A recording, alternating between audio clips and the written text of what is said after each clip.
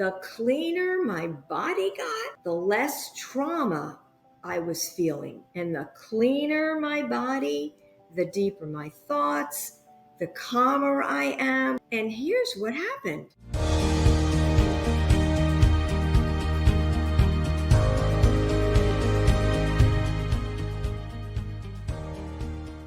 Hey everyone, welcome to today's episode of the Beljanski Cancer Talk Show. Today we're joined by Elaine Gibson, a cancer-free lifestyle strategist, best-selling author, and the creator of the Starving Cell Recovery Method. After conquering stage 4 cancer without traditional protocols, Elaine now empowers women to reclaim their health and rewrite their legacy. Elaine believes that wellness is achieved through cellular healing, hydration, and nature's original blueprint for health. In today's episode, she'll share her journey of healing and insights of how you can build a body where cancer cannot grow. Get ready for an inspiring conversation about healing, vitality, and living your healthiest life.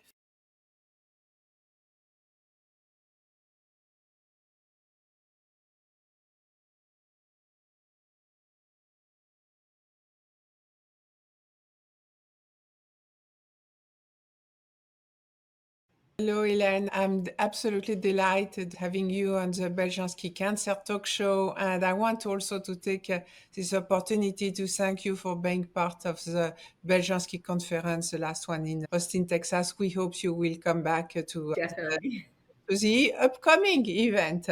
You have a great story. You are a great person to start Thank you with. so much. Thank you. You have also a great story. You are the founder of Renewed Living. Growing up, you did not think of, when I grow up, I'm going to found something that looks like renewed living, I'm sure.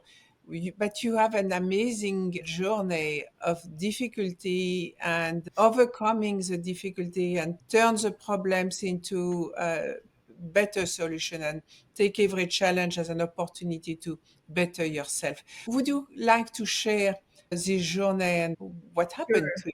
How you got that?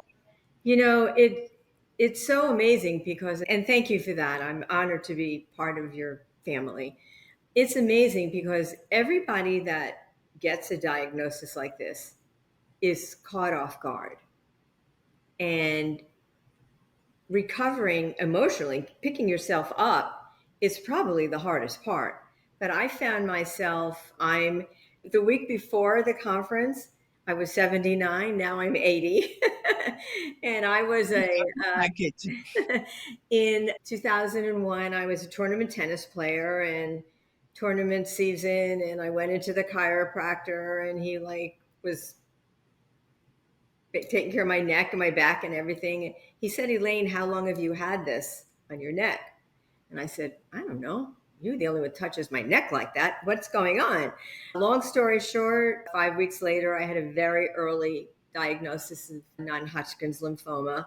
At that time, I was in green technologies and setting up healthy homes and stuff. So I was in the space of being curious of ways to help.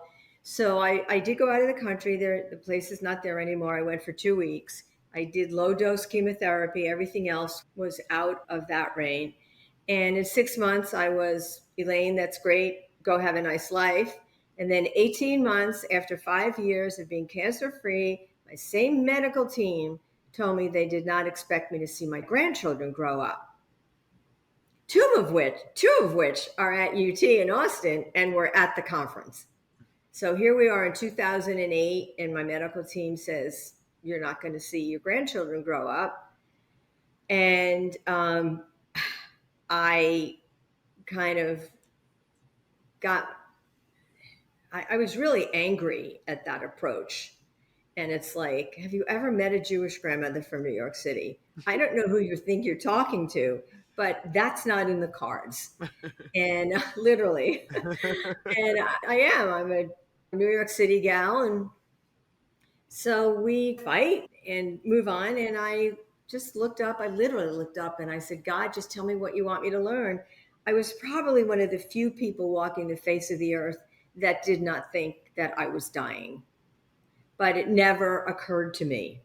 So I went into being an athlete. I went into training, and it's what do the healthiest people do? And this was on Valentine's Day. I got the diagnosis. And my husband and I, the next day, were ready to leave on a vacation. And I called the airlines, and they didn't believe me. And anyway, 2 days later, I was back to Mexico and for 3 weeks, and I came home. Still, what I did was holistic and low dose. And I came home, and 2 days after being home, I went like this, and my hair started to fall out. Now, nobody loses their hair with low dose chemotherapy. So that's how my immune system was so compromised. So one thing led to another, and in at the end of the next year, I was no evidence of disease, but I hadn't really healed. I really hadn't healed from a level that was sustainable. And about a year later, I met Lisa Wilson in the Raw Food Institute, and I went there for a week. And you'll appreciate this, Sylvie. I walked in the door, and she handed us green juice. I drank it for 2 hours. My body knew exactly what it wanted. I had started to give up sugar and wheat and dairy. Nobody can do it alone. Let me just say this to everybody that's out there. This is not your fault, and you can't do it alone. So be curious and embrace what's out there for you. So I really started to embrace this lifestyle. And then my research took me to Dr. Otto Warburg and understanding how cancer cannot live in the presence of oxygen. And once I understood that, I had a concept that I could stand on. I'm trained medicinally a little further than a lot of people are. And today I'm a green juice therapist. I'm clearly a green juice loving grandmother. Even my grandchildren green juice now. But I just really embrace the lifestyle, and then everything I do, every minute of every day, every turn I take, every question I ask, everything I try to bring is, does this fit the concept of bringing oxygen to my cells? So, how are those green juice that now you have embraced and this lifestyle? Yes. How is it different from other people promoting green juices and really not having a very Yes. good idea of what they are Yeah. doing? And everything goes, and Yeah. as long as it's organic, you can put anything in the juicer, basically. I'm of the Hippocrates, let food be thy medicine and medicine be thy food. And I do not, people come to me and they say, oh, yeah, I drink green juice and they're putting lots of fruit in it and stuff like that. And I don't. In fact, there's very little fruit in my life right now. But I clearly do not, as far as juice goes, because I'm looking at what's going in my blood and in my cells. If we know that everything, all healing, takes place at the cellular level, then we have to be crystal clear about how things enter our body and how quickly they get to the blood and the cells. So if I'm juicing, I don't want to be juicing anything other than the most high quality greens that bring those negative charges, that I call it, God's garden. And any fruit that I eat, which is minimal, is from I'm digesting it. It's not being juiced to go right into my blood, into my cells. And Yeah, and I because find that right. fruits are filled of sucrose, which is sugar, even if it's natural sugar, it's Exactly. still going to feed cancer cells. Exactly, exactly. And the other thing I did, which is why we were so happy to bring the water to the conference, is that I was introduced to oxygen and hydrogen water very early on, not knowing what was going to happen. It was just I was in a place where it was put in front of me, and everything really started to resolve. And I didn't understand because it was bringing oxygen into my body. So it just kind of happened that way.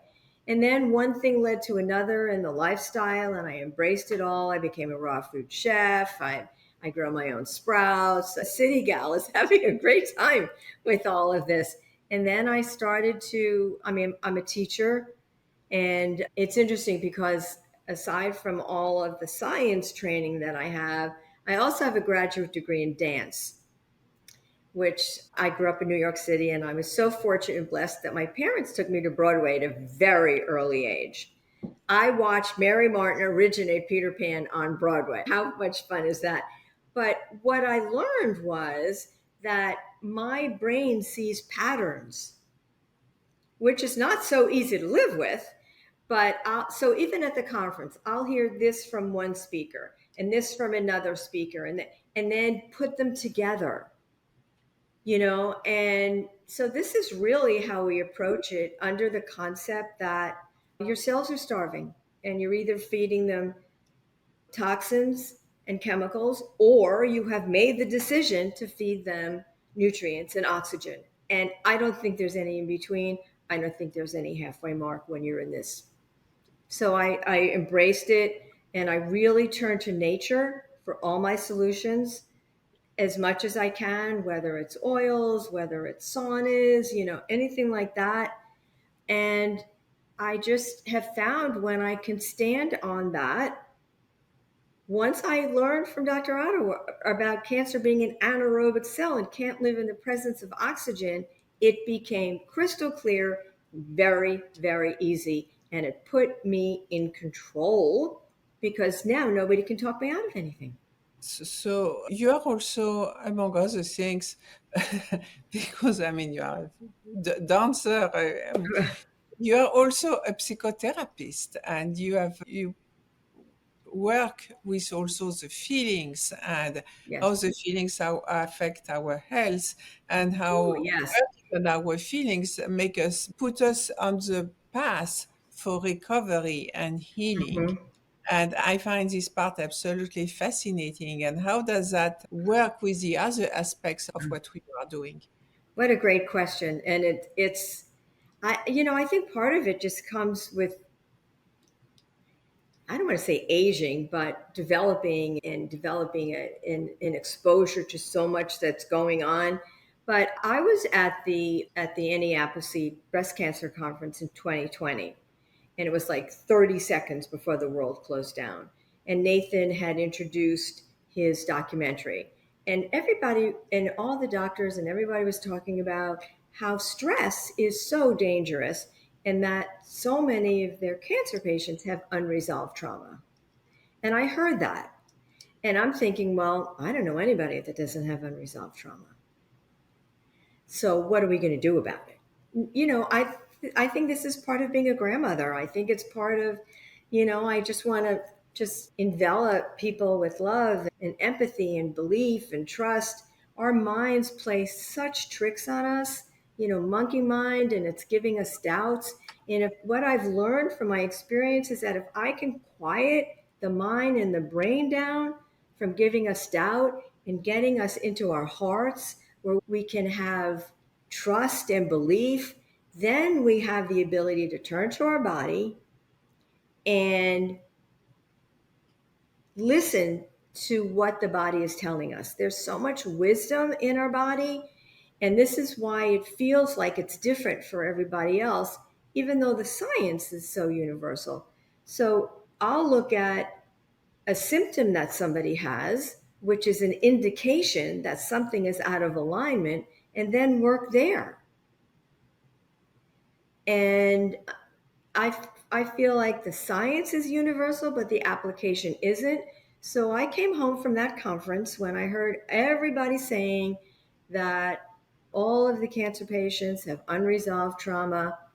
And I looked at ways to put together simple self-care techniques, because for some reason we feel that self-care is selfish. Because we're all caregivers. And we have to learn that putting ourselves first, so that we can quiet down the stress, quiet down the emotion, and make choices from feelings of abundance, then if we have tiny, small self-care things all day long, then we're more stable. It's the yo-yos that are frustrating.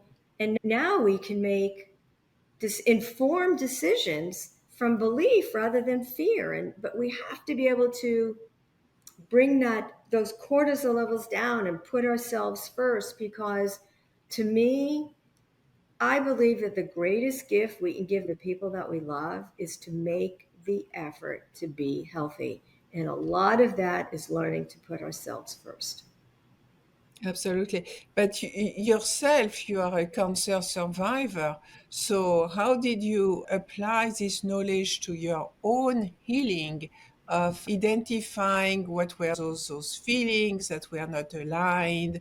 And how Right. did you work on those, on yourself to That's, change and come to a place where you could resolve and put finally this trauma behind you? well, again, that's such an interesting question, because for me, the answer is so interesting. Obviously, when I started this, and when anybody that comes through this, we're filled with toxins and chemicals, right? Which make our body like this. So the cleaner my body got, and I went all in. Once I left Lisa Wilson, I was all in. I was almost 100% raw.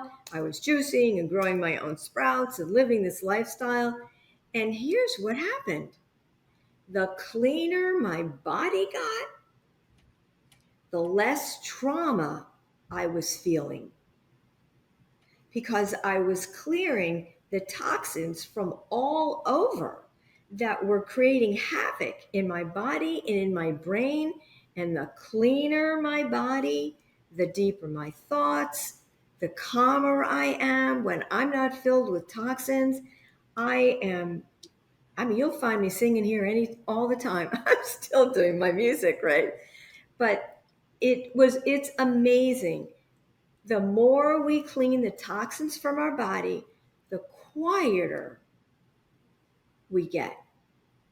And that really came into place. And I didn't realize that until months and months and months later, that all of a sudden I was thinking deeper. My emotions were purer. They weren't out of fear. They were aligning because my body, my cells were starting to thrive.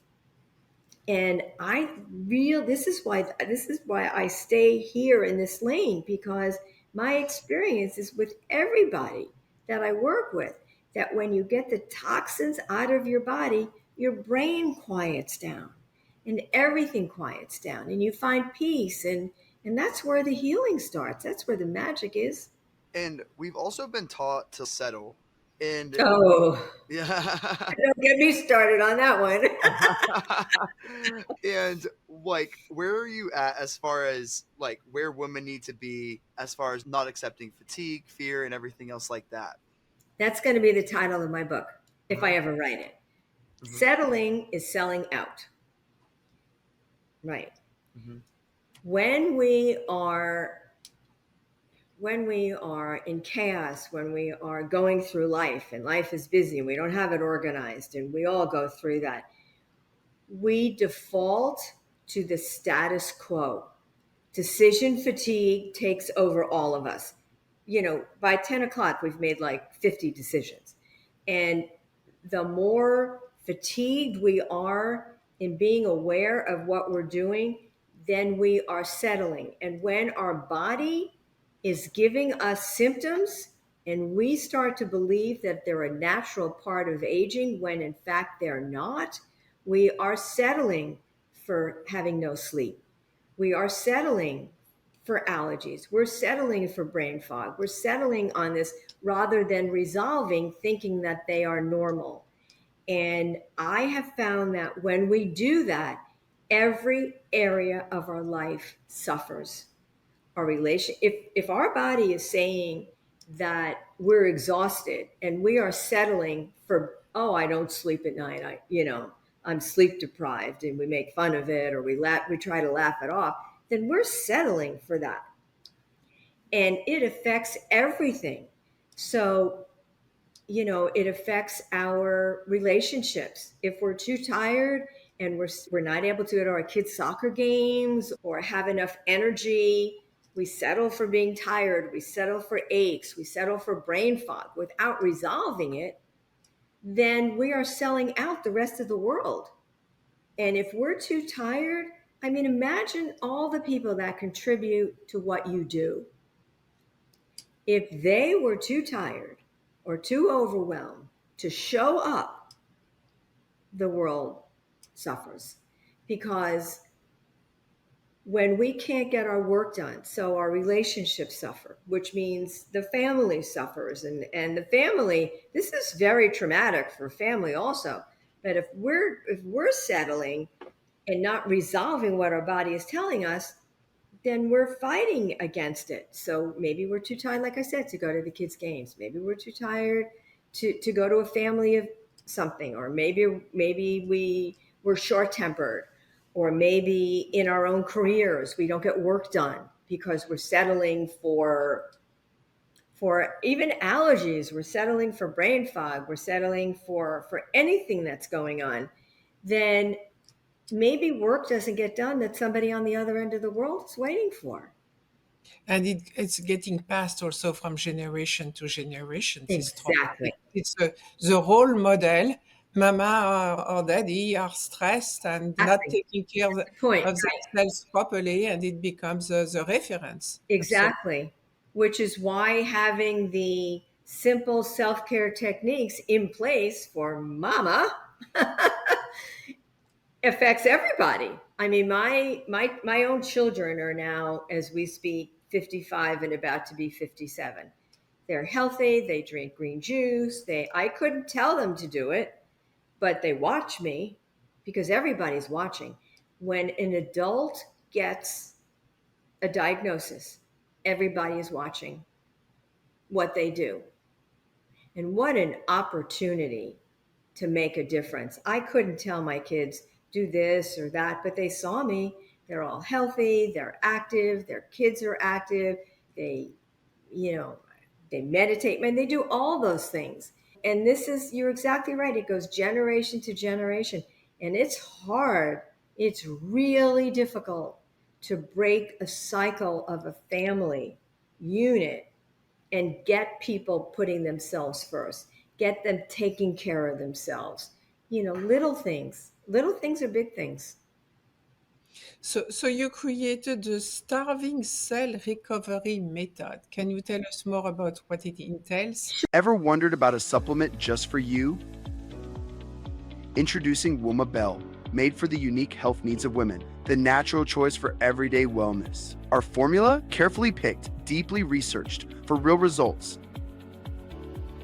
Packed with the power of Pau Pereira, exclusive green teas, and Rauwolfia extract. Every capsule is a step towards better health. Hear from those who felt the difference. Visit our website, masonbeljanski.com.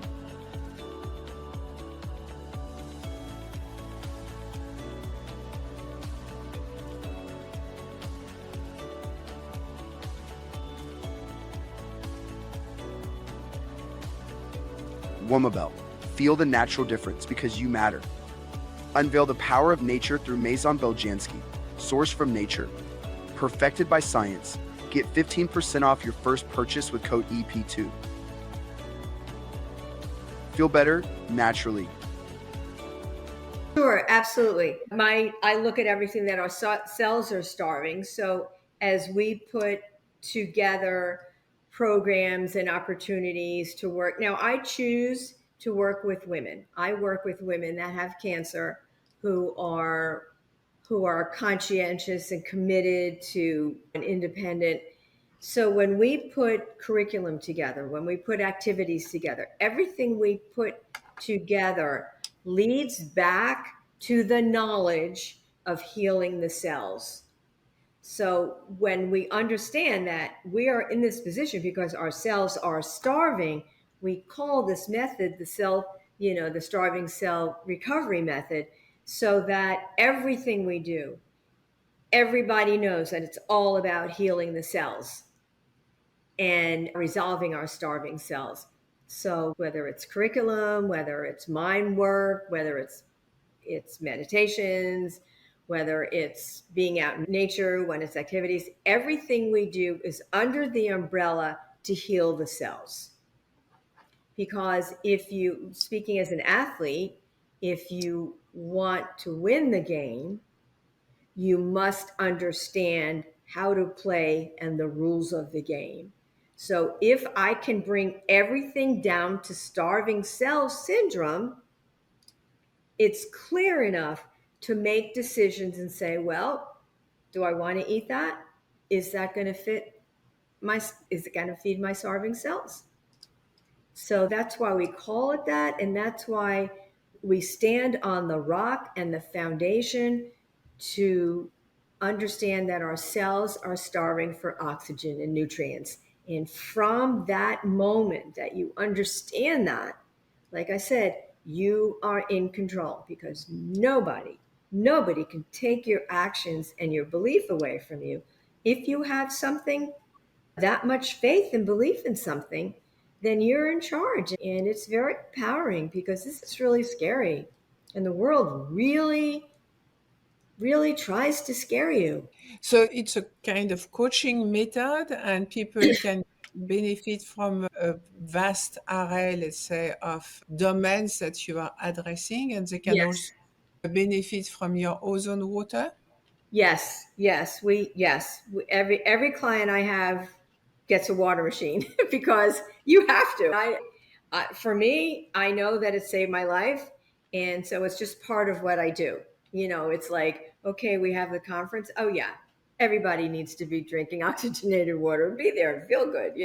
So yes, we bring that in. We bring the understanding of the food, understanding of mindfulness, understanding how do you we start everything by listening to our body, the wisdom of our body, and what is our body telling us. Then how do we find solutions in nature? And then so that we can be healthy and create a legacy that will impact a greater good. And that's kind of the cycle of everything that we do. So we have group coaching, I have private coaching, and we do lots of things like that. And it's only for women, right? Well, the group is for women. I do take on men as private clients, but my Okay. group program is for women. Yes. So what is the difference? What do you do as a group? Well, we come together. First of all, nobody gets in my coaching or programs unless I have a conversation with them, because there has to really be an alignment with what you do and these kinds of things. And everybody goes through the curriculum. We start them on their food, because that's the X factor, and juicing and hydration. And then we get together once a week and we do a lot of mindful deep dives, because that stress, that unresolved trauma must be met.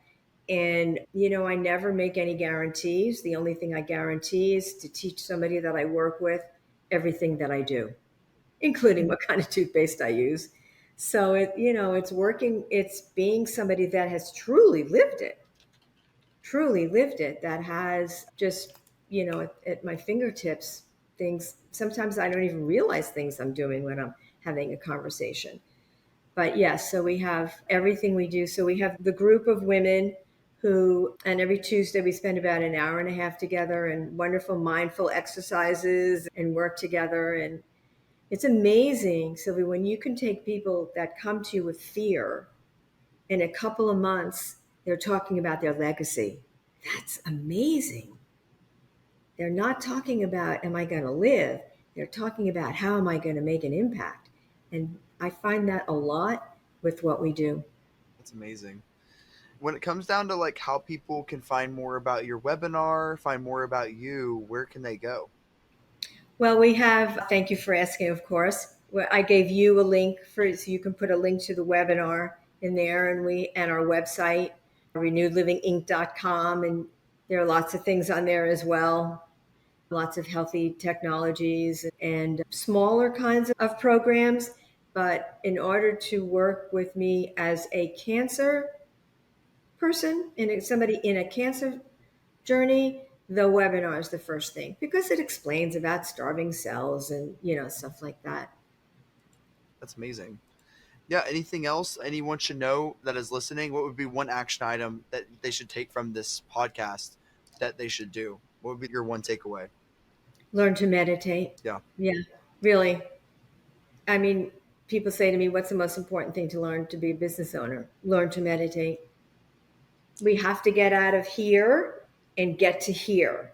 There's no magic up here. There's only afraid and doubt. We have to learn that. Just meditate. Just do it. Don't let anybody talk you out of it. Just do it.